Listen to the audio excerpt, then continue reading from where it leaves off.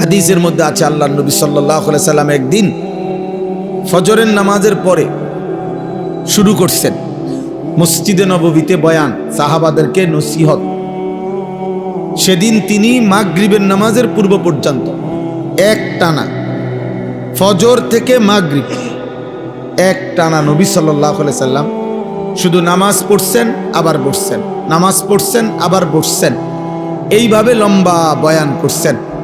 সাহাবী আবু যায়েদ আনসারী তিনি বলেন, কিয়ামত পর্যন্ত যা হবে এই সৃষ্টি জগতে তার সব কিছু তিনি সেদিন আমাদের সামনে পেশ করেছেন।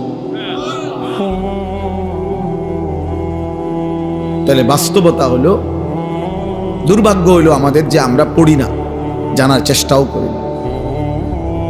জানার চেষ্টা করি, এই মুখস্থ দুই একটা শব্দে দুই চার কথায় আমরা নিজেদেরকে মুসলমান মনে করে হায়াত পার করে দিচ্ছি।